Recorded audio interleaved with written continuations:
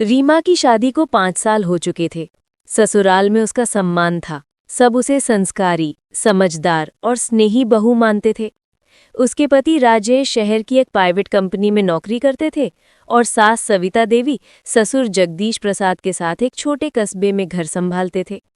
रीमा दिन भर घर को संभालती, सबकी देखभाल करती और जब रात को राजेश घर लौटता तो उसकी मुस्कुराहट थकान मिटा देती।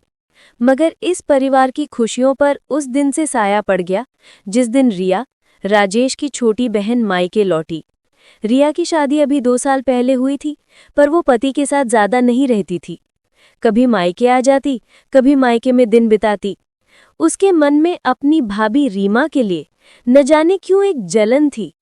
शायद इसलिए कि रीमा को घर में सबकी इज्जत और प्यार मिला हुआ था, जो उसे खुद कभी नहीं मिला। रिया के आने के बाद घर का माहौल बदलने लगा।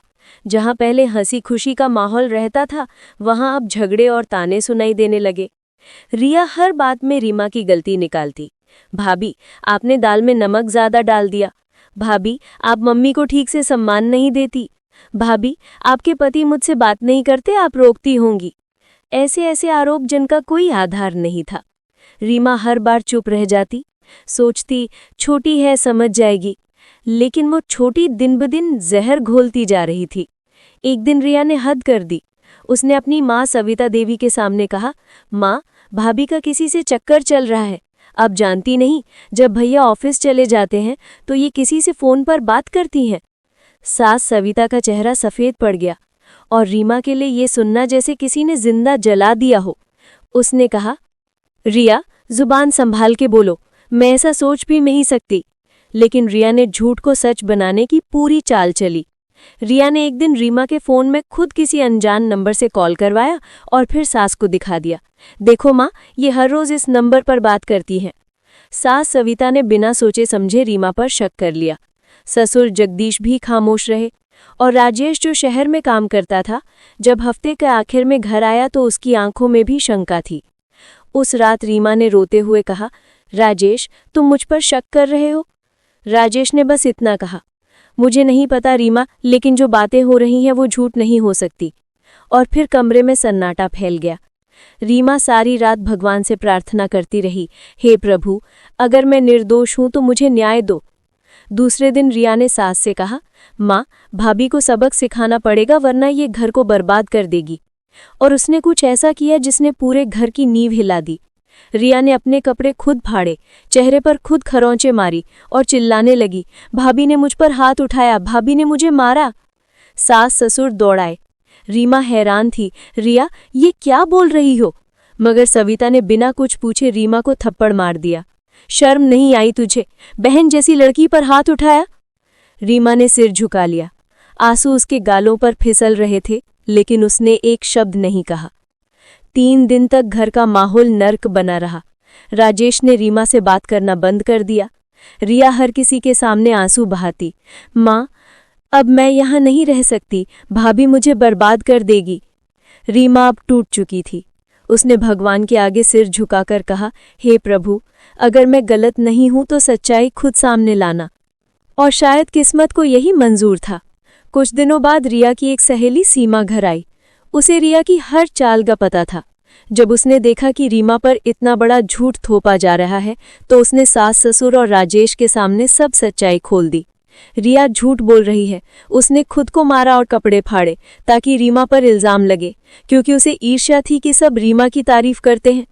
इस सुनकर घर में सन्नाटा छा गया। सविता देवी का चेहरा उतर गया, जगदीश प्रसाद की आंखें शर्म से झुक गईं और राजेश के हाथ कांपने लगे। उसने तुरंत रीमा के पास जाकर कहा, रीमा, मुझे माफ कर दो, मैंने तुम्हारे विश्वास को तोड़ दिया। रीमा ने आंसू पोंछते हुए कहा, राजेश, भरोसा एक बार टूट जाए तो उसे जोड़ना आसान नहीं होता।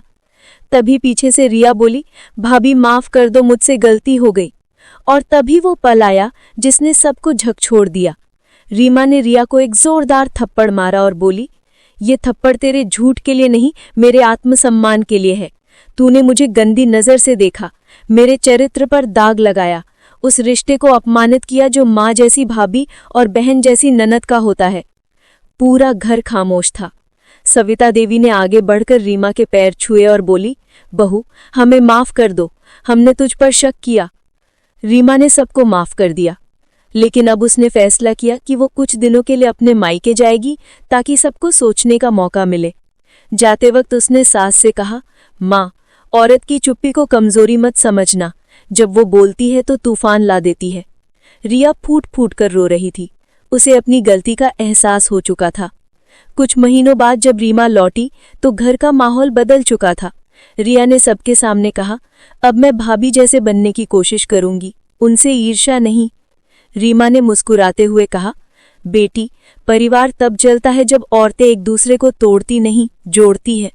धीरे धीरे रिश्ते फिर से जुड़ने लगे। राजेश और रीमा का रिश्ता पहले से भी मजबूत हो गया। सविता देवी अब हर किसी से कहती, मेरी बहू मेरे घर की लक्ष्मी है। और रिया, जो कभी नफरत से देखती थी, अब रीमा की सबसे बड़ी मददगार बन गई। एक दिन जब सब मंदिर जा रहे थे तो रिया ने रीमा से कहा, भाभी, वो थप्पड़ मुझे आज भी याद है, पर अब समझ में आया कि वो मेरे जीवन का सबसे बड़ा सबक था। रीमा ने उसका हाथ पकड़कर कहा, कभी कभी चोट ही इंसान को सुधार देती है।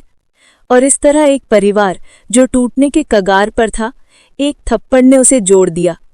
क्योंकि वो थप्पड़ गुस्से का नहीं, स्वाभिमान का प्रतीक था, जिसने साबित किया कि सहनशीलता की भी एक सीमा होती है। और जब एक औरत अपने सम्मान के लिए खड़ी होती है तो पूरा संसार उसकी ताकत देखता है।